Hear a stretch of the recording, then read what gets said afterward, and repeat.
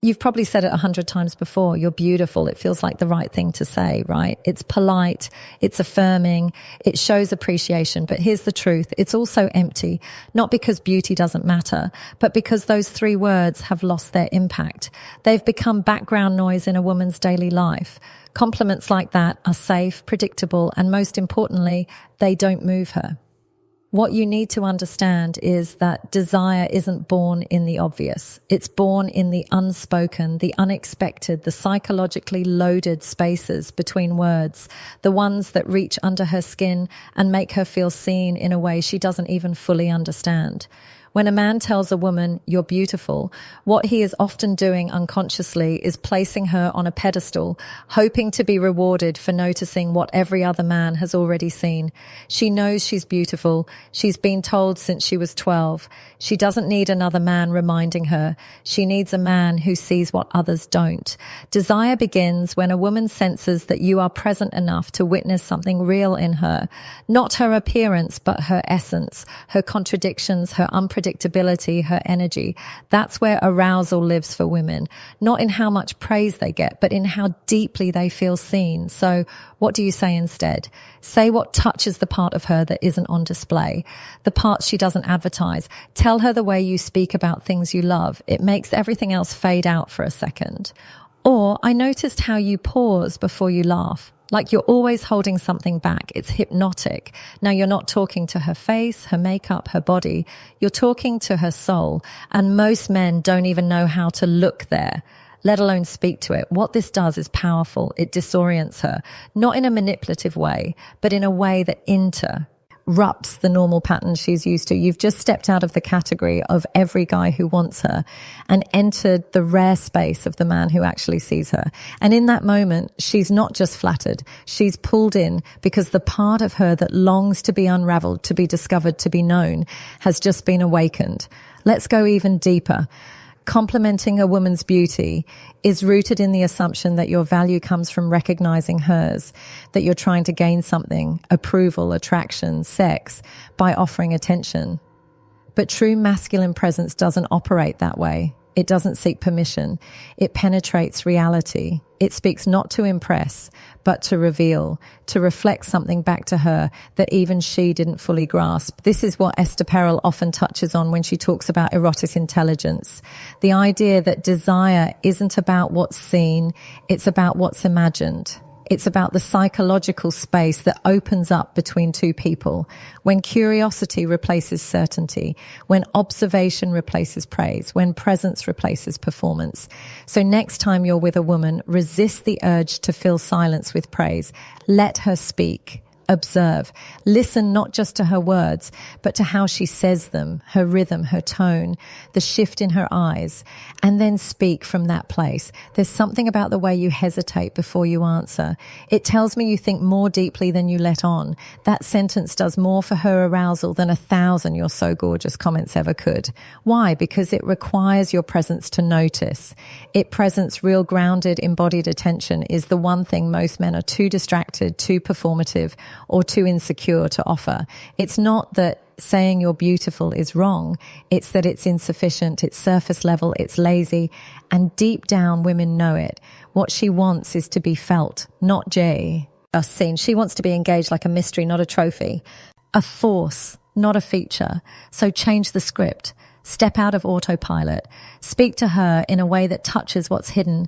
Let her feel like you're tuning into something subtle, something sacred, not just scanning her for what's obvious. That's when desire starts to build. That's when she begins to lean in. And that's when she starts imagining what it would feel like to be fully opened by a man who actually understands the language of her inner world. Because in the end, it's not your words that get under her skin. It's your attention, sharpened, specific, and fearless, that does. We often think of desire as something physical, a spark, a look, a touch. And while that may be true for many men, for most women, Desire is something much more layered. It's emotional, psychological, even existential. It's not about what you look like or what you say at face value. It's about how you make her feel about herself when she's in your presence. And that feeling, when it's emotionally charged and deeply intimate, is what opens the door to physical longing. So if you're walking into a conversation thinking the goal is to be charming, impressive, or seductive, you're already missing the point. Women don't want charm. They want connection. And what turns them on more than your words is the feeling behind your words, the attention, the curiosity, the emotional courage to be real. This is where most men get it wrong. They think sexuality is about performing, being the alpha, being bold. But what creates true arousal in a woman is emotional depth. The kind of energy that says, I'm here, I'm grounded, and I'm not afraid of who you are underneath the surface. That's the masculine presence that draws her in, not the man who rushes to prove his worth, but the one who calmly witnesses her complexity and holds space for it. It starts with your language. Are you saying things that reflect observation, on and presence, or are you just throwing out compliments and hoping one sticks? Think about the difference between saying you look amazing in that dress versus there's something about the way you carry yourself when you're comfortable, like your energy fills the whole room without trying. One is surface level approval. The other is emotional precision. And precision is seductive because here's what no one tells you. Women are not craving validation. They are craving relevance. They want to feel relevant to you, not just as a body, but as a force. And that means engaging with the parts of her that are rarely touched, her ideas, her stories, her silences. When you say something that reflects that you've actually been listening, you unlock a part of her that most men never get close to. You activate her emotional imagination, and that's where desire begins. Now, I'm not suggesting you turn every interaction into a therapy session. This isn't about being heavy or intense for the sake of it. It's about being tuned in. It's about saying things that arise from your attention, not from your agenda. For example, if she's telling you about a childhood memory, don't just nod and smile. Say something like, it sounds like that moment shaped more than just your personality, maybe even the way you protect yourself now. That's emotional depth. That's insight, and insight creates intimacy. But let's be clear, this isn't a script. You can't fake this. You can't learn a few psychological tricks and expect women to melt. This only works when you're doing the real inner work yourself, when you're present in your own body, connected to your own emotions, and not afraid to be seen. Because the more emotionally available you are, the safer she feels to open. And the more she opens, the more she wants to be close to you, physically, mentally, sexually. Desire flows in the space where emotion are.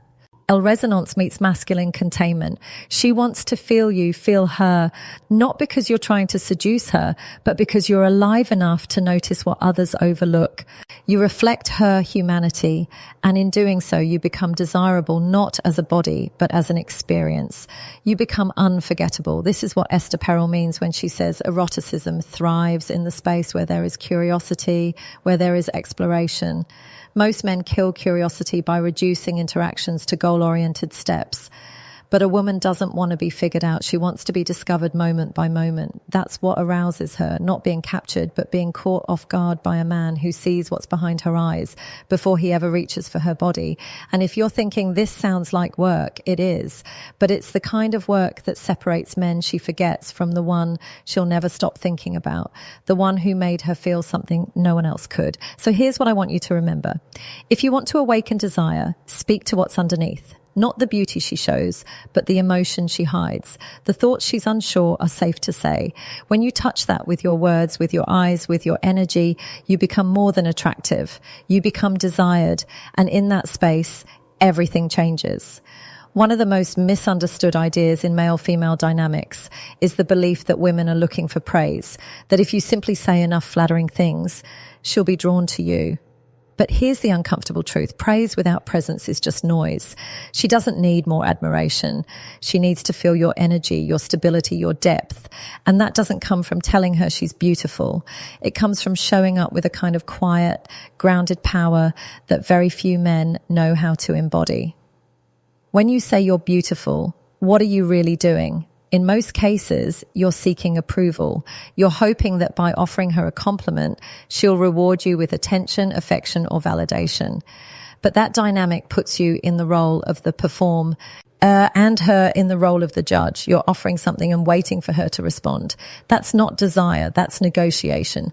Masculine presence is not about offering. It's about being. It's about standing in who you are with nothing to prove and nothing to chase. A woman doesn't fall for a man because he flatters her. She falls because she feels something when she's around him. She feels herself soften. She feels her guard drop. She feels safe, not because he told her she's special, but because his energy invites her into the present moment. This is why true presence is so much more powerful than praise. When you're present, you're not performing. You're not trying to be impressive or clever or seductive. You're simply there, alert, receptive, anchored. You're not distracted by how she's reacting to you. You're not trying to read her mind or manage her impression of you. You're just witnessing her deeply with no agenda. And paradoxically, that's what makes you magnetic. Because here's what happens when you stop praising and start observing. You shift the dynamic. Instead of making it about her appearance, you start speaking to her essence. You might say there's a quiet intensity in the way you look at people when you're really listening. It's disarming. That's not praise. That's perception. And perception, when it's authentic and precise, is intoxicating. She doesn't just feel seen, she feels known. And in that moment, attraction is no longer about your looks or your words. It's about the experience of being around you.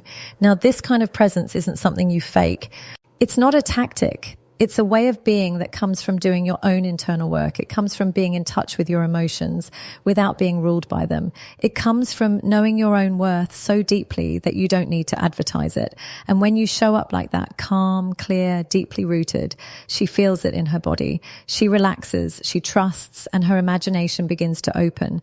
What many men don't realize is that women are constantly scanning for emotional safety. Not safety in the obvious sense, but safety in the deeper sense. Can she express herself without being judged? Can she be raw or silly or intense and not have you flinch? Can she surrender to her own desire without feeling like she's being used? These questions are being answered by your energy long before she says a word. And that's why words alone are never enough. You can say all the right things, but if your energy says, I need something from you, she'll feel it and she'll back away. But if your presence says, I'm here and I don't need to take anything, I just want to witness what's real, she will be drawn to you with a force she can't explain. This is the essence of masculine containment, the ability to hold space without trying to control it. You don't rush to feel silence. You don't try to steer the moment. You let things unfold. And that patience, that stillness is what allows her to feel safe enough to come toward you, not because you pushed, but because you pulled her in, not with effort, but with essence. So stop reaching for praise. Stop defaulting to compliments. Let your words come from observation, not performance. Let your energy do the heavy lifting. Because when a woman feels your presence, when she senses your depth, when she experiences you